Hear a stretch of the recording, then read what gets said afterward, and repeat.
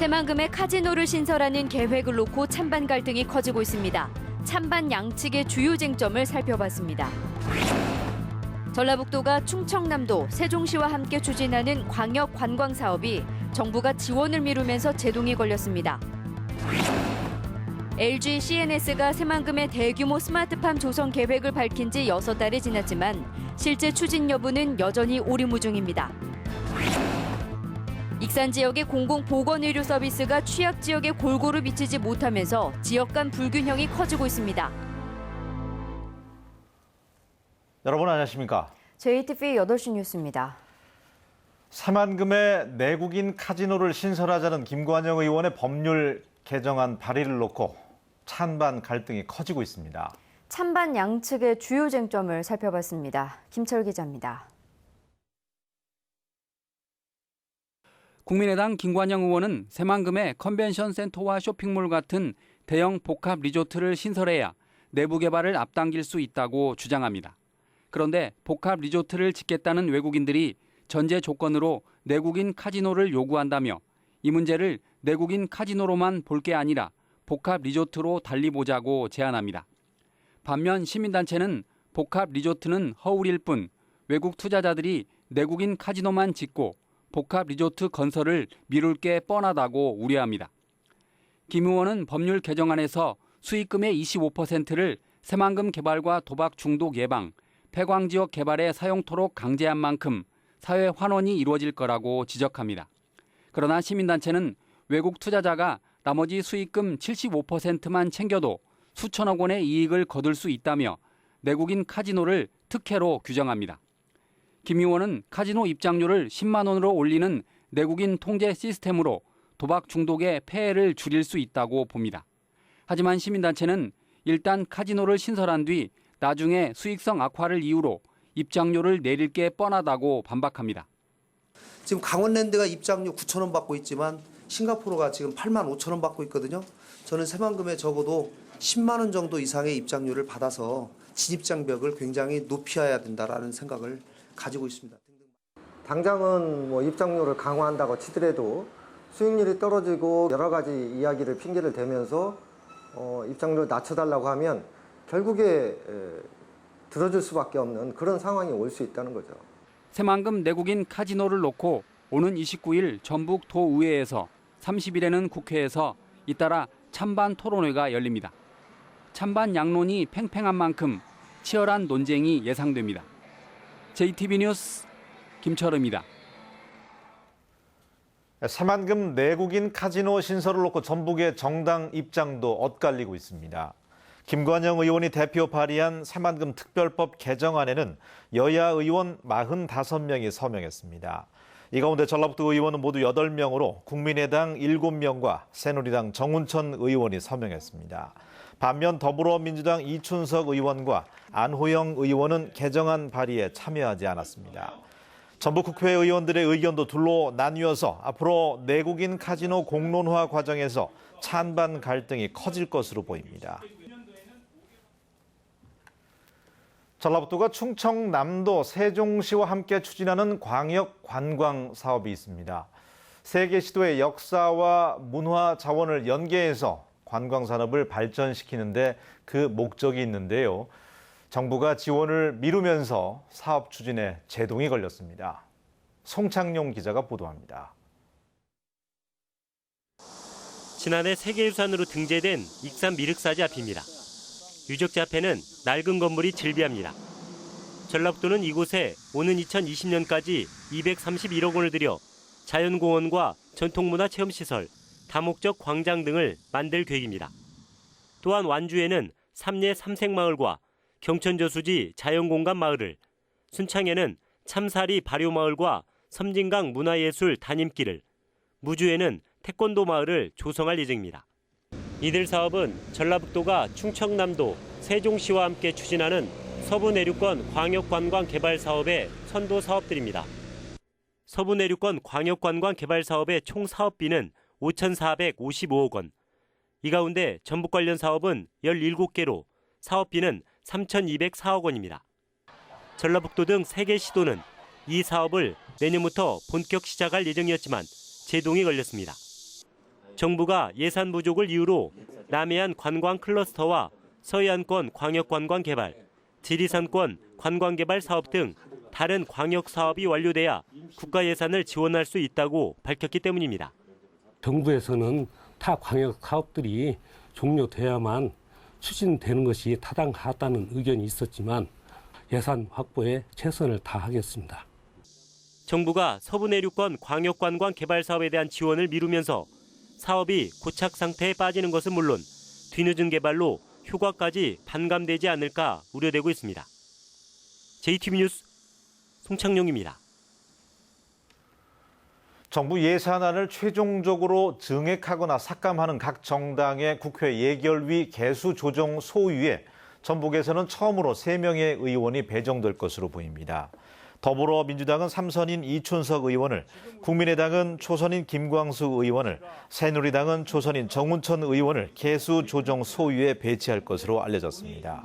각 정당은 지난해 전라북도 국가 예산 증가율이 0.7%로 전국 꼴찌였다며 올해는 큰 폭의 예산 증액을 약속해서 개수 조정 소위에 배치될 의원 3명의 역할이 주목받고 있습니다. LG CNS가 새만금의 대규모 스마트팜 단지 조성 계획을 밝힌 지도 벌써 6달이 지났지만 실제 추진 여부는 여전히 오리무중입니다. 대기업의 농업 진출을 우려한 농민들의 반발이 만만치 않기 때문인데 정부도 수수방관하고 있습니다. 이승환 기자의 보도입니다. LG CNS의 새만금 스마트 바이오 파크는 76헥타르에 3,800억 원을 투자해서 첨단 시설 원예 설비를 갖추는 사업입니다. 26헥타르에 첨단 원예 설비를 연구 개발하기 위한 시설을 조성하고 50헥타르에는 실증 단지를 만들어 별도 농업회사가 운영하면서 생산량은 전량 수출한다는 계획입니다. LG 측은 첨단 정보통신 기술로 농업시설의 실내 환경과 재배 정보, 병충해까지 제어하는 스마트팜 시장이 수년 내 30조 원 규모로 커질 것으로 보이는 만큼 기술을 축적해 해외 시장에 진출하겠다고 밝혔습니다. 하지만 LG 측의 이 같은 계획에 대해 농민단체들은 강력하게 반발하고 있습니다. 대기업이 농업 분야에까지 진출하게 되면 가뜩이나 어려운 원예 농가들의 기반이 송두리째 무너질 수 있다는 우려 때문입니다. 시설 원예 대표 작목인 파프리카와 토마토는 이미 과잉 공급으로 가격이 해마다 하락하고 있습니다. 76헥타르면 어마어마한 겁니다. 그럼 여기서 생산되는 것들이 국내로 푼다든가 해외로 수출했을 때 가격 폭락은 불을 보듯 뻔한데 LG 측은 농민들의 반발이 커지면서 한때 사업 철회설이 흘러나오기도 했지만 이를 부인하고 농민과의 상생 방안을 포함해 다양한 방안을 검토하고 있다고 밝혔습니다. 저희가 지금 상황에서 모든 여러 가지 사항들을 오픈해 놓고 다각도를 검토 중에 있습니다. 이렇게 양측의 이해가 맞서 있지만 정부는 아직 투자 협약 단계에 이르지 못해 구체적인 개입이나 조정은 어렵다며 손을 놓고 있습니다. 저희들도 그냥 이렇게 LG가 뭔가 이렇게 또 진행이 이렇게 되기를 기다리고 있는 그런 상황입니다.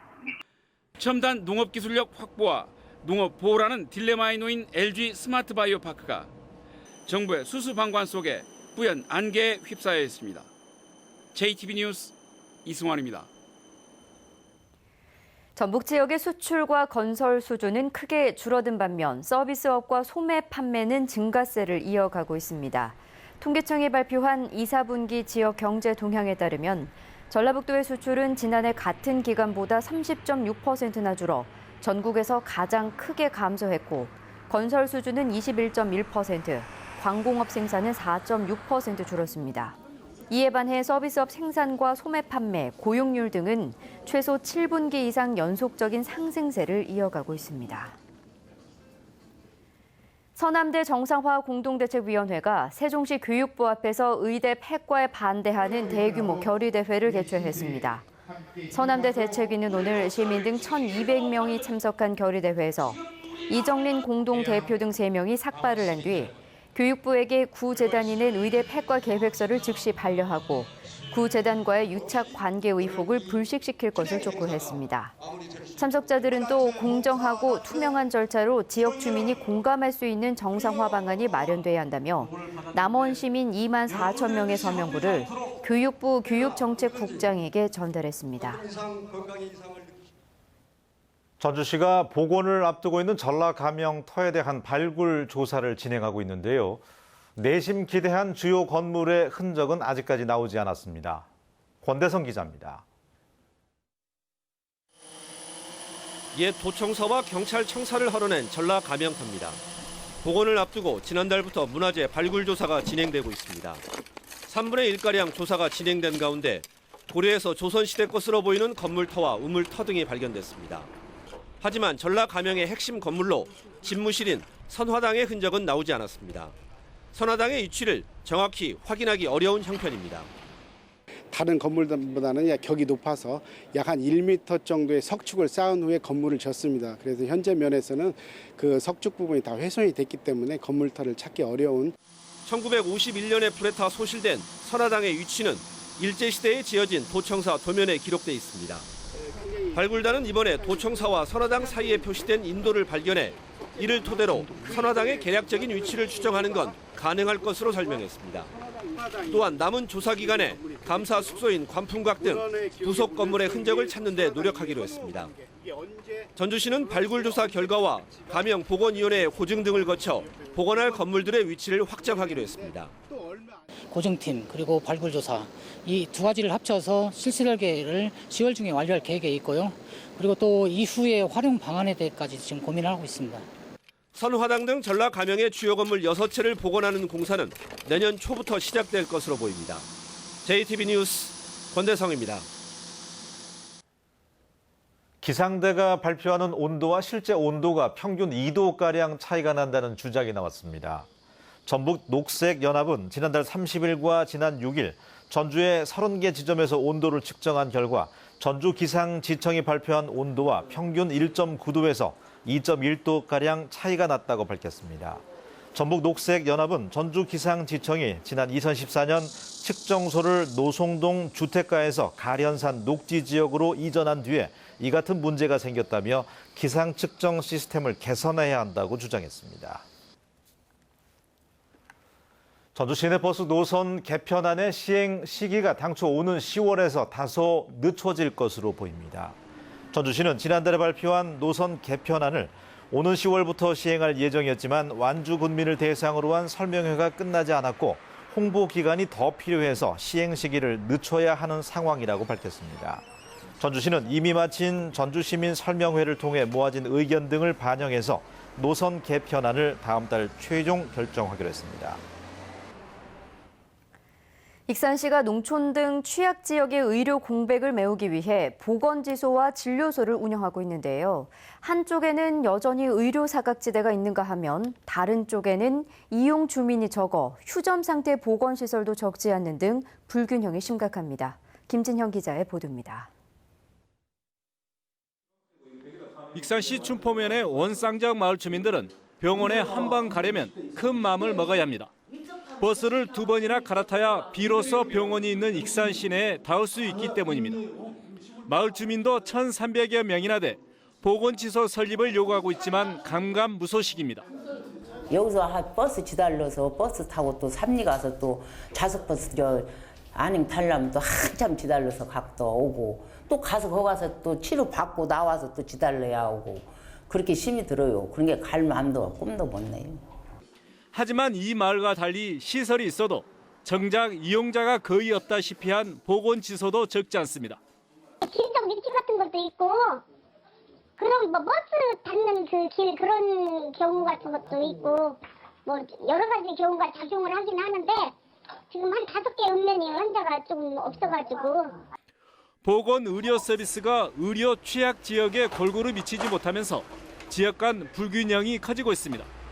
보건지소와 진료소의 담당 구역이 대부분 30년 전에 설정돼 인구 변화를 반영하지 못하다 보니 전체 이용률도 턱없이 낮습니다. 익산 지역의 보건지소와 진료소는 모두 39곳으로 하루 평균 이용객이 6명에 그쳐 효율성이 떨어지고 있습니다. 보건시설의 구역 조정 등 개선 요구가 커지고 있지만 익산시는 기존 주민들의 반발 등을 이유로 소극적입니다. 기존에 있던 데서 혜택을 보고 있었는데 그런 분들이 이제 옮겨가거나 하면 또 그런 혜택을 또 받을 수 없는 입장이 되기 때문에 좀 한 균형을 잡고자 하면 또 한 균형이 무너지기 때문에 좀 금연은 좀 조정하기가 쉽지는 않고. 자치단체가 손을 놓고 있는 사이 농촌 주민들의 불편만 계속되고 있습니다. JTB 뉴스 김진영입니다. 군산 컨테이너 터미널이 부두 임대료를 1년 넘게 내지 못하면서 계약 해지 위기에 놓였습니다. 군산지방해양수산청은 군산 컨테이너 터미널 측에 다음 달까지 지난해 2월부터 내지 못한 부두 임대료 14억 원을 납부하지 않으면 관련법에 따라 부두 임대 계약을 해지하고 제3의 부두 운영 사업자를 새로 선정하겠다고 통보했습니다. 군산 컨테이너 터미널은 지난 2012년부터 물동량의 급격한 감소로 자본 잠식 상태에 이르는 등 극심한 경영난을 겪고 있습니다. 지난 총선 과정에서 더불어민주당 김춘진 후보를 폭행한 택시기사에게 징역형이 선고됐습니다. 전주지법 제1형사부는 공직선거법 위반 등의 혐의로 기소된 택시기사 65살 이모 씨에게 징역 6개월에 집행유예 2년을, 범행을 공모한 이 씨의 아내 전모 씨 등 3명에게는 각각 벌금 500만 원과 200만 원을 선고했습니다. 이 씨 등은 총선 사전투표일에 자신이 지지하는 후보자를 위해 무료로 유권자 21명을 투표소로 태워주다가 김춘진 후보에게 발각되자 김 후보를 폭행한 혐의를 받고 있습니다. 현지 경찰 간부가 자신의 아내가 낸 교통사고 처리 과정에 개입했다는 논란이 일고 있습니다. 전북경찰청은 고창경찰서 A 경감이 자신의 아내가 교통사고를 내자 현장에 출동한 경찰관에게 막말을 하며 사고 처리에 개입했다는 주장이 제기돼 감찰을 하고 있다고 밝혔습니다. 경찰은 사건 개입의 소지가 있는 만큼 해당 내용이 사실로 확인되면 징계를 내릴 예정입니다. 전주지법 형사 6단독은 집행유예 중인 사실을 감추기 위해 경찰에게 이복 동생의 인적 사항을 제시한 혐의 등으로 기소된 42살 최모 씨에게 징역 6개월을 선고했습니다. 사기죄로 징역 4개월에 집행유예 1년을 선고받은 최 씨는 지난해 12월 폭행 사건으로 조사를 받게 되자 집행유예 사실을 숨기기 위해 이복 동생의 인적 사항을 제시하고 유흥주점에서 80만 원어치의 술과 음식을 먹고 돈을 내지 않은 혐의로 기소됐습니다. 전주지법 형사 6단독은 교내 100일장 심사 결과를 조작한 혐의로 기소된 모 사립고등학교 교사에게 벌금 500만 원을 선고했습니다. 이 교사는 지난 2014년에 열린 교내 100일장 대회의 운문 분야 채점표를 조작해 1등을 6등으로, 5등을 7등으로 순위를 바꾸는 등 심사 결과를 조작한 혐의로 기소됐습니다. 전북은 오늘도 폭염특보 속에 완주가 36.2도, 전주는 34.4도까지 올랐습니다. 무주와 진안 등 일부 지역에는 밤까지 소나기가 내리겠습니다. 내일도 더위가 이어지겠습니다. 아침 최저 기온은 20도에서 25도, 낮 최고 기온은 32도에서 35도로 오늘과 비슷하겠습니다. 주말인 모레도 낮 기온이 35도까지 오를 것으로 보입니다. 전주기상지청은 당분간 비 소식 없이 무더위와 열대야가 이어질 것으로 내다봤습니다.